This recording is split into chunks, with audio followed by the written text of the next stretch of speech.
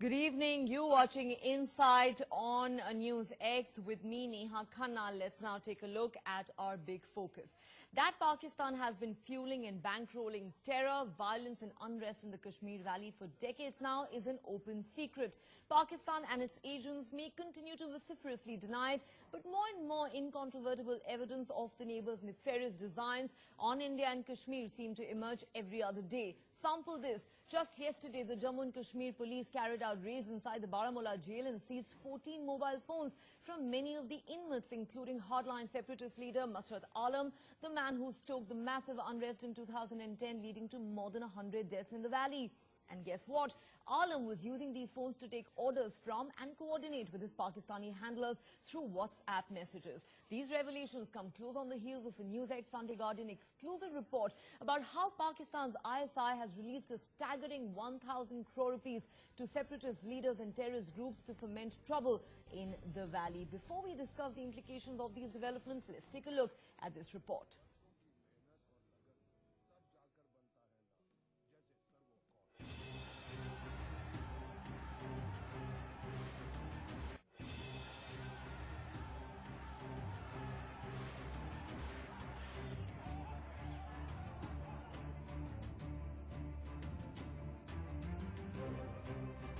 With every stone pelted on the idea of India, it aids Pakistan's nefarious anti-India plot. Schools burned, Pakistan's flags raised, and unrest fueled for years now. Rupees 1,000 crore is the price that Pakistan pays to dissuade the youth in the valley. But the cover is now being blown apart. Pakistan's stand has been exposed and shamed yet again, but it will not drop its pretense. If this wasn't enough to bust Pakistan's funded terror network in India, a major separatist network has been found operating from inside a jail in Kashmir's Baramulla. 2 phones have been recovered from top separatist leader Masrat Alam, which clearly proves that he got orders from Pakistan to execute the nefarious designs. In a major crackdown on the jail inmates in district Baramulla, police and jail authorities have recovered at least 14 cell phones from the jail inmates. Remember, some of the top separatist leaders are jailed in Baramulla jail, and we are told by sources in police that some of these separatist leaders were in touch with their handlers in Pakistan through social media by using WhatsApp and Facebook. Certainly, there has been evidence in the past too, including this one, but more than ever before, the Indian agencies, the Indian authorities are capable of meeting any kind of challenge. I do not know who might be in collusion with these separatists and these anti-national elements in the jail, and I am sure J&K government will take very, very stringent action against such corrupt officials. This raises some serious questions as to who inside the jail is in cahoots with Pakistan to make internet accessible to the convicts. It also raises questions on the security apparatus and the protocols in prisons across the valley. Young India is lining up for the army recruitment in the Kashmir Valley, but Pakistan's proxies will still dare to influence the youth. Despite the recent crackdown on the Pakistani agents, they dare to hatch conspiracy to divide India via mobiles, Hawala and WhatsApp. Does Pakistan fear Jammu and Kashmir's vote and vikas? Bureau Report, NewsX. Well, before I go across to my panel, let's take a quick look at some chilling details that NewsX and Sunday Guardian have been reporting. Now, according to highly placed sources in the intelligence agencies, Pakistan's ISI has released close to 1,000 crore to separatist groups and overground workers of terrorist groups to fuel public protests in Kashmir after the death of terrorist Burhan Wani. Demonetization decreased the cash flow for a while, but it has once again picked up, and money is pouring in now from the ISI, which is using the Hawala route to transfer the money. These huge sums are going to the separatist leaders, compromised officials of the Jammu and Kashmir government, and even some MLAs. The money is then dispersed to the handlers who manipulate the disgruntled youth of Kashmir and pay them to throw stones at the security forces, hamper anti-terror operations, and provide safe hideouts to terrorists. All right, let me now quickly introduce some of the guests who have already joined us. We're joined by Sudesh Verma, spokesperson from the BJP. Let me now quickly introduce some of the guests who have already joined us. We're joined by Sudesh Verma, spokesperson from the BJP. Shablam, lone lawyer and activist, also joining us from the capital. We will also introduce some of our other guests as and when they join us. But Mr. Verma, let me come across to you first. Given the revelations of the past few days, what's happened in the Baramulla jail, or what NewsX and Sunday Guardian have revealed as part of their major expose, can anyone doubt anymore the fact that Pakistan is really the one behind the nefarious designs that we have seen unfolding in Jammu and Kashmir?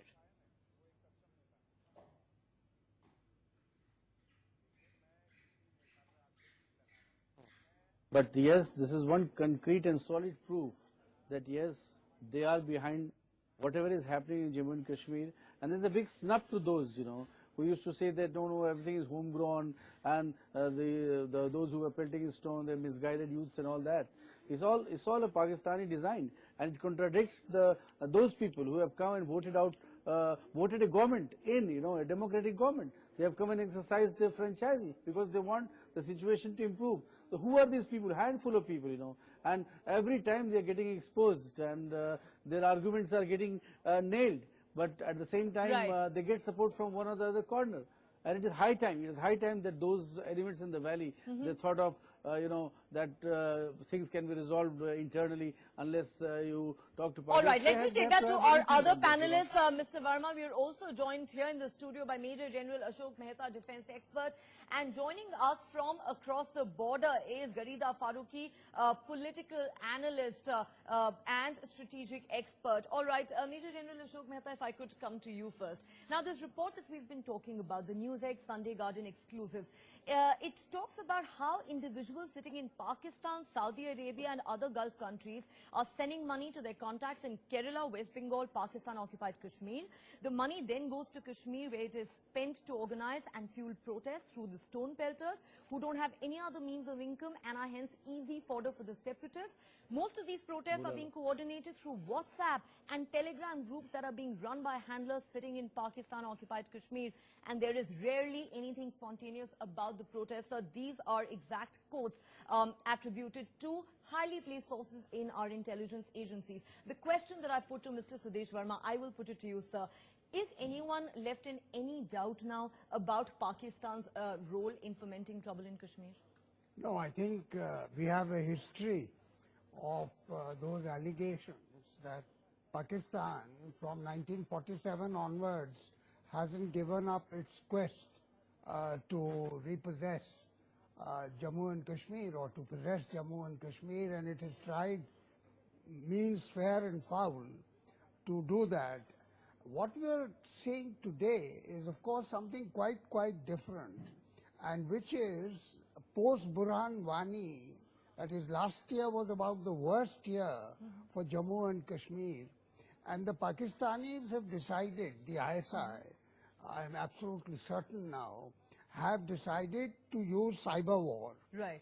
And this cyber war is being orchestrated very cleverly, both with WhatsApp and other social media, to do the kind of things that they were doing in the past, but more efficiently, more creatively. In fact, just a couple of days, sir, NewsX also reported on how the Jamaat Dawa has really decided to take this battle online, trying to recruit and radicalize the Kashmiri youth online. So let me introduce our Pakistani guest. At this point, I'll come back to you in just a moment. Garida Farooqui joins us via Skype from Pakistan. Ma'am, you've heard what some of our panelists have said, but my question to you is simply this. 1,000 crore, a staggering 1,000 crore pumped in by Pakistan's ISI to foment trouble in the valley, using the unemployed youth of Kashmir as cannon fodder. Masrat Alam lodged in Baramulla jail, taking instructions from his Pakistani handlers. The question is, can Pakistan hope to fool the world anymore?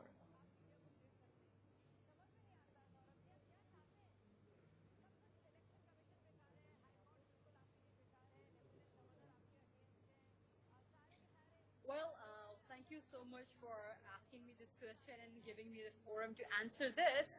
Being a journalist, in fact, I believe it's our responsibility, it's our duty to question those questions which are being risen by the state of India or by the state of Pakistan. But I question you one thing, with due respect. Have any credible facts been presented? Have any credible report been presented in front of the media which makes this?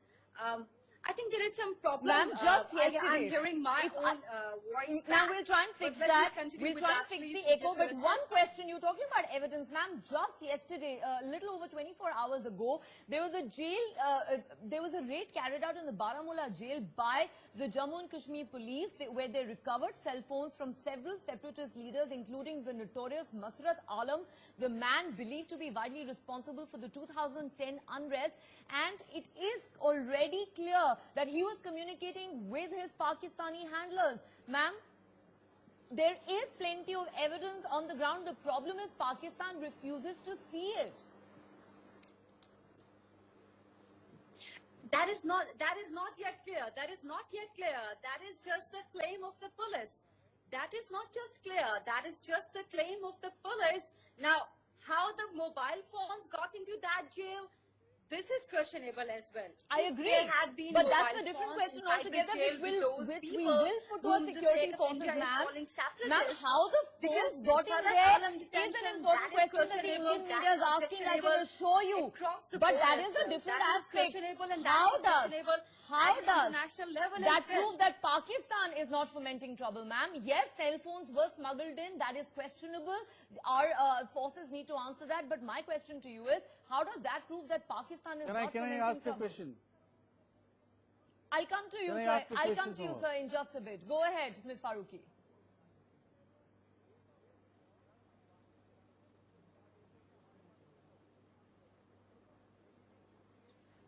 Well, this is one point which the state of India, which the Indian government has been proposing since long, since decades. And this is not partial. This is not one-sided. So same thing happens from the Pakistan side as well. What I'm trying to make the point is that this blame game is not going to favor both the countries if they want to resolve their disputes amicably. But this is the There problem, is no ma'am. How do we single, resolve the dispute factual amicably when evidence Pakistan so far continues from the to Indian bleed us government, and from is, the- of course, so far in from the total state of denial India, in about fact, it? No to matter how prove much that evidence we Pakistan present. has been Ma'am, you're talking affecting about by stone the pelting. state You're talking affairs. about the unrest. Indian Look government at the has case been of 2611. claiming this India since submits long. dossier after dossier after dossier, and yet nothing is enough to convince Pakistan about the role of elements operating from Pakistani soil, whether it's Hafiz Saeed, whether it's Zakiur Rahman Lakhvi. But at this point, I will bring in Mr. Sudesh Verma for a quick response. So this question has been raised even in the Indian media, to be fair. How is it? Of course, nobody doubts the role of Pakistan in fomenting trouble in the Kashmir Valley. But the question is, I would keep on answering see from what- the Pakistani Ms. Farooqi, perspective. let I think me it's get a better response from What some of Ms. my other correspondent, panelists. if you Ms. don't Farooqui, talk I'll come as back the to you. journalist. Ms. Mr. Ms. Verma, the Farooqi, I have question a is for question. you. The fact that the likes of Masrat Alam were able to use these cell phones inside a high security jail and communicate with their Pakistani handlers has raised a lot of serious questions about security inside the jail, sir, and it's happened on the watch of the BJP-PDP government. How would you respond? There's no doubt about that. Investigations are on how it happened, but you must give credit to the government that this government acted in the right time and got all these confiscated. Investigation is on. But having said that, to Ms. Farooqi, I would like to say that Pakistan has remained in denial mode, and that denial mode is continuing in the media as well. You see, we have given actionable intelligence to Pakistan. If you can't act on those intelligence, allow our intelligence forces to go and act. We can assure you that we will nab the culprit. I am But not, you sir, neither I act am not a nor government allow us to act. spokesperson. We I'm allowed a the NIA journalist to from come the here, other isn't it? side. We allowed the I'm a intelligence journalist from agency to the come other here. side. No? I would But just why don't we present allow the our facts. I actionable would just talk intelligence about to be facts. put into... And But the Ms. fact- Farooqi, and the you are fact saying is you're that presenting What Indian fact? government We have has given you a facts. documented We have policy given you that facts. evidence Your establishment just regarding needs to denial act on that. allegation against Pakistan. Your establishment The just needs fact to act also on that. is- By staying in denial, you don't achieve anything. Ms. We have Faruqi, that is concrete the proof problem, about Pakistan's isn't it? involvement. That Pakistanis are in perpetual denial. No matter what is presented before you, nothing is enough to convince you that Pakistan is behind what's going on, and therefore, what is the way forward? It's a stalemate. But anyway, I need to go across to my other guests as well. Jaidev Ranade, former Additional Secretary of Research and Analysis Wing, also joining us, sir. You may have heard what some of our panelists have said so far. Now, you know, it is very clear, given especially the I think there is some the problem last couple on of the days, signal. I cannot you know, hear that the people Pakistan is properly, going out and of its hearing way my to foment voice. trouble in the valley. We have done an expose that clearly shows how 1,000 crore rupees has been pumped in by the ISI, the money disbursed to the stone pelters, to the separatists, even some elements within the Jammu and Kashmir establishment. Now, the question is, you know, Pakistan can continue to deny it forever. In fact, Pakistan's army chief says Pakistan is a peace-loving country that has contributed to peace in the region. Most will call it a joke, sir. Mr. Ranade? Yeah, I can hear you. Thank you. Go ahead, sir. Sir, how would you react to really some of the revelations that have come forth in the last couple of days, especially given the raids that were carried out in the Baramulla jail yesterday? Masrat Alam talking to his handlers in Pakistan.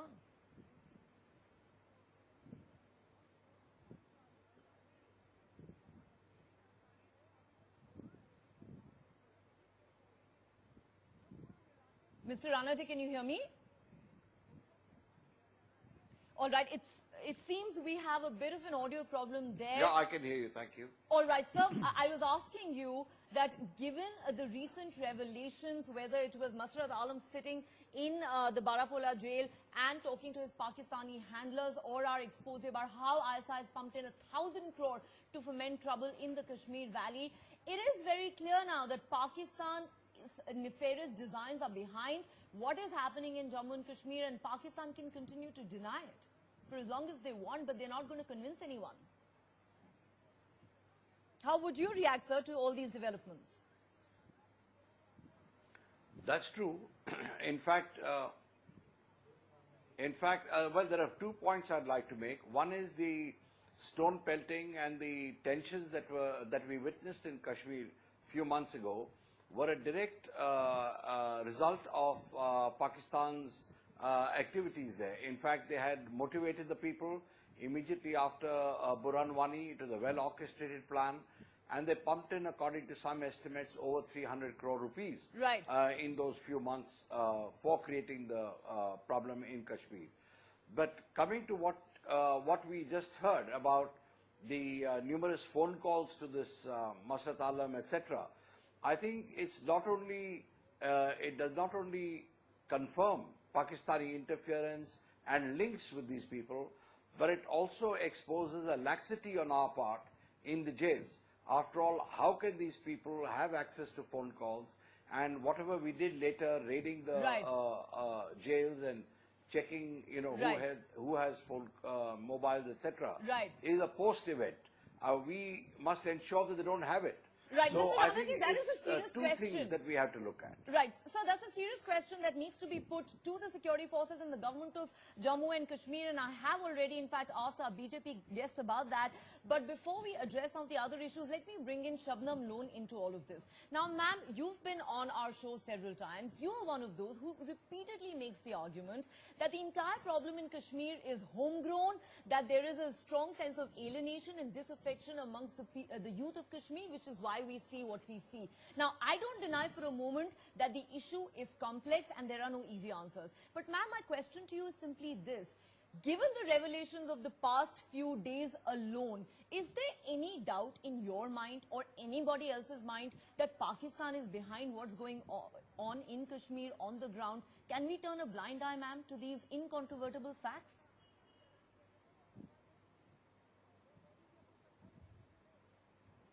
Okay, it is now denied that Kashmir has seen many, many summers of discontent, and what the Kashmiri yearns for is a summer of content. He needs a summer of content, and it is his right to yearn for a summer of content. Now let me come to the complexity of the Kashmir issue. Agreed, it is a journey of cataclysmic constitutional misdemeanors. It is a journey of cataclysmic historical complexities.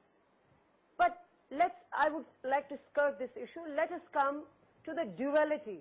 Let us come to the dishonesty. Look at all the learned panelists who are talking about this jail incident, where these 5, 6 telephones were caught and said that, you know, they were talking to Pakistan.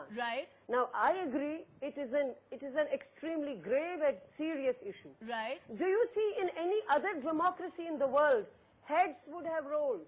But the chief minister or the minister who is the senior most minister. Ma'am, it seems like you are listening to our panelists selectively. Somebody should have resigned. Ma'am, I'm sorry to Nobody say has resigned. But it looks all of like you are listening on to our panelists talking selectively about because stone Mr. Ranade raised that question. I, being the anchor of the show, have put that question to the representative of the ruling party, but you are listening to us selectively, and that is the problem. Shabnam Lone, hold that thought. Who has resigned? But you are not answering the question I'm chief asking minister you. would have resigned. Ma'am, nobody is saying that this is not a serious security lapse. My question to you is, can we turn a blind eye to the incontrovertible evidence that we have against Pakistan? Let me bring in Major General Ashok Mehta back into this debate. Shabnam Lone, hold that thought. I have to bring in Major General Ashok Mehta into this. You know, so this is the problem. This narrative refuses to change. There are people who refuse to see the reality. Yeah, I think I didn't complete what I was saying in the first round. What I want to complete is this, that after Burhan Wani episode last year, the security forces, especially the police and the intelligence in Jammu and Kashmir have been infiltrated. And there is insider collusion. Otherwise, you would not have had these instruments inside the Baramulla jail. But that does not detract, and I say this again, that this does not detract from the fact that the main culprit in what is going on in Jammu and Kashmir is across the line of control, which does not condone the lack of contact and dialogue from inside. You know, this outreach to the youth, outreach to the stakeholders must take place before we face another hot summer of discontent. Shabnam Lone, I do not understand this. I do not understand this. You want to raise questions about the security lapses, by all means do that. But how can you in the same breath almost give a clean sheet to Pakistan? That is the problematic part of this entire debate. Alright, I need to go back to my Pakistani guest who now joins us on the phone line. Shabnam Lone, I'll come back to you. I will come back to you. Ms. Faruqi, if you can hear me, you've heard what our panelists have to say. Yes, we have our own internal problems to deal with. I don't think anybody denies that.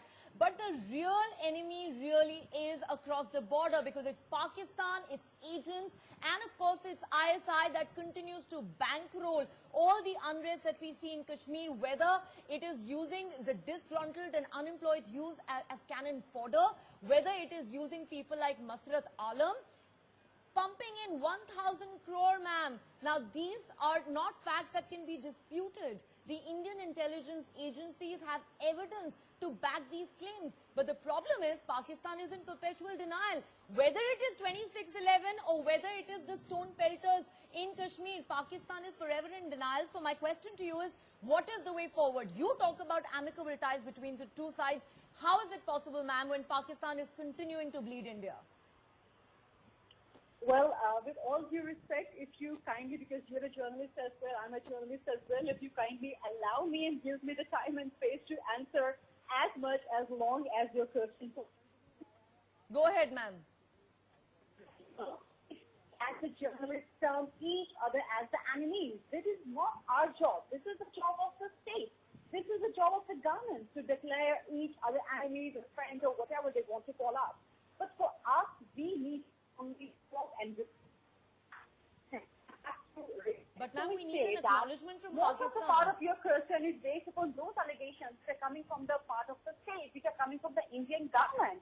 Now, you asked a very Ma'am, credible we have and a very lost lives sensible here. and a This very is not a important figment of question. somebody's What is the way imagination. forward? This I is think not a for me, figment the of way the forward imagination is of the Indian to government, stop ma'am. Lives have accusing been each lost other. here. Lives have been lost here, whether it is in the violence in Kashmir Valley, whether it was in the Mumbai terror attacks in 2008. Lives have been lost, ma'am. This is not a figment of someone's imagination.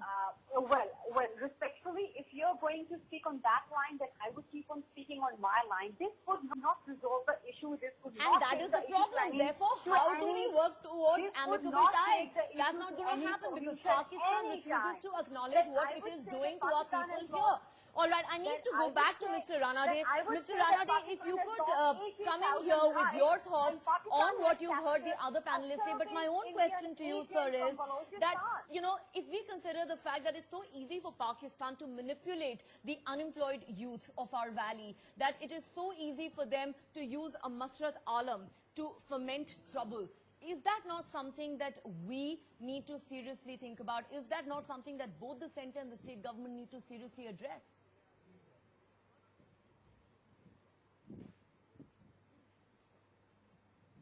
Well, there are two parts to your questions. First, let me just address some issues that were raised earlier about Pakistan being complicit or not being complicit and whether that is a matter of imagination. The fact is that President Musharraf or ex-President Musharraf has actually said that on television that they have been sponsoring terrorism here and that they will regulate how much there should be. And there has been a former NSA of Pakistan who has made that confession. So I don't think this is in the realm of imagination. These are facts. Exactly. In fact, exactly. So we have it on fact. Then we have adequate evidence of money being paid to the Hurriyat members here, which is they were caught. He doesn't kill anybody in Pakistan. Exactly. He kills people in Jammu and Kashmir. This is their own former president and former army He's chief saying on that. record I as hope having our Pakistani guest is listening to that. Last week from London. And former NSA. And they proclaim it very proudly, and that is where the problem lies. Go ahead, Mr. Ranade, complete your point. Yeah. So, and as far as the youth here are concerned, certainly, of course, we have to do a lot to see that they are looked after and that they are gainfully employed, etc., etc. Right. But from the other side, when they push money in here, when they try and entice them through other methods, it's a conscious effort to create discord in India, to create terror in India. And they're also supplementing that with people from being sent from across the border. Absolutely. Of course, let me also add that they've got their henchmen here in the form of the Hurriyat.